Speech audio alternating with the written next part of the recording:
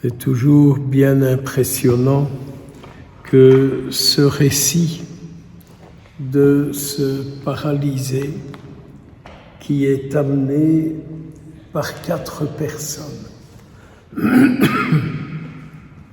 On serait presque jaloux de voir que cet homme est tellement bien entouré.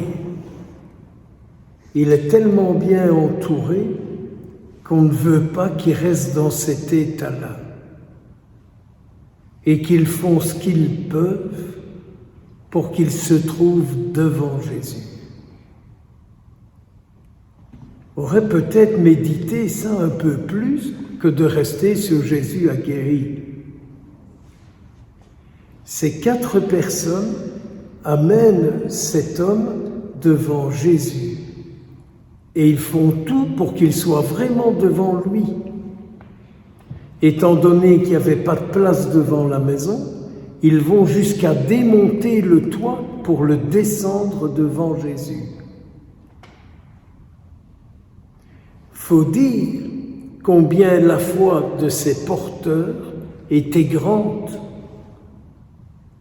combien ils étaient convaincus que ce qu'ils faisaient était le meilleur pour cet homme et qu'ils étaient certains que Jésus serait touché par la foi de ces 4 personnes qui l'amènent.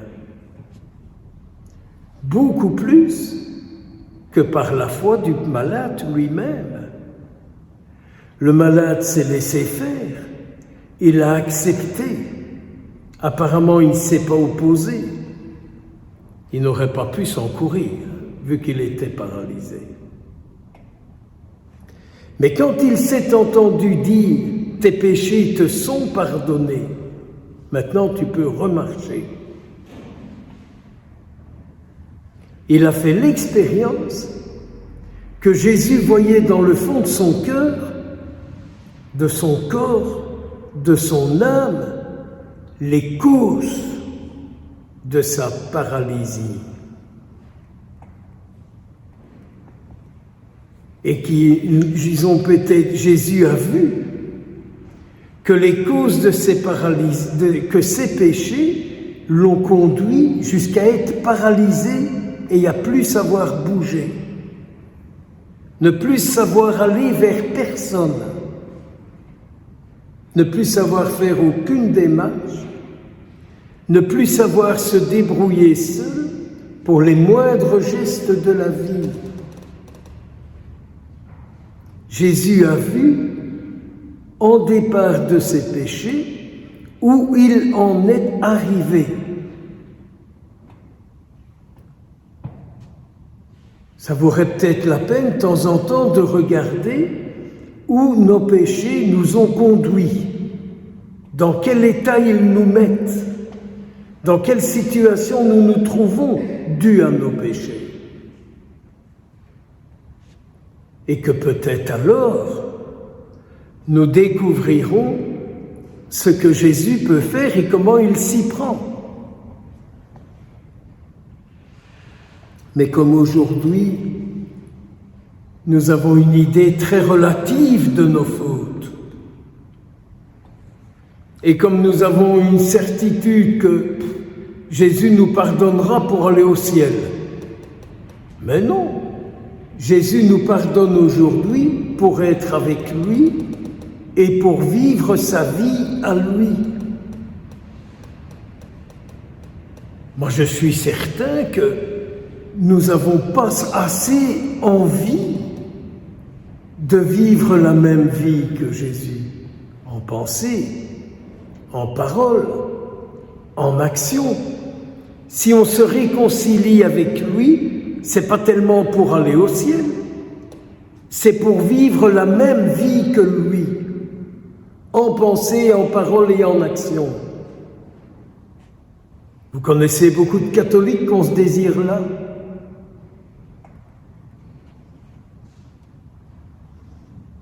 Si le peuple chrétien avait ce désir-là, et moi le premier, Jésus agirait. Jésus agirait.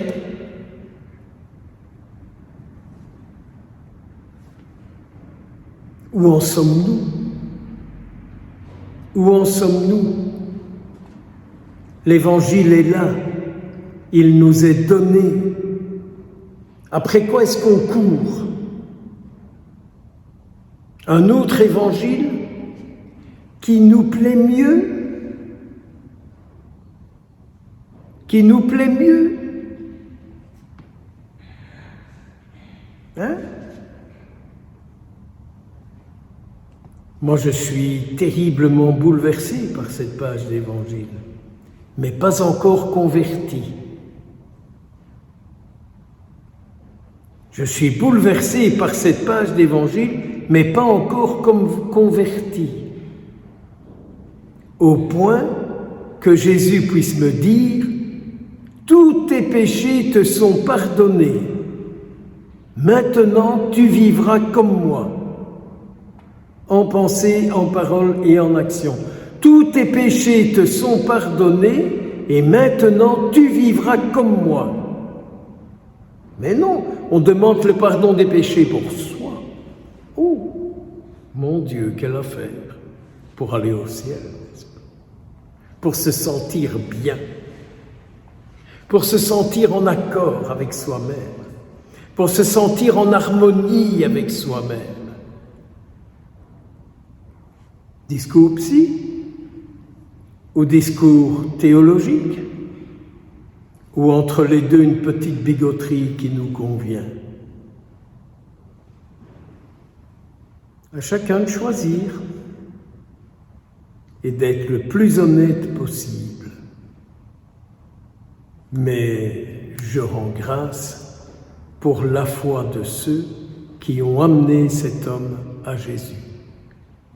Je rends grâce pour leur foi, pour leur conviction et pour leur engagement. Et pour leur engagement, ils ont dû y mettre leur force, leur courage, être d'accord, démonter en toi, l'amener devant, prendre le risque de ne pas être exaucés. Ils ont même pris le risque de ne pas être exaucés par Jésus. Et leur démarche ne fait pas du bien à Jésus, vu que suite à leur démarche et à l'agir du Christ, Jésus est solidement critiqué. Quelle vie on veut mener? Une vie christique ou une autre vie? Amen.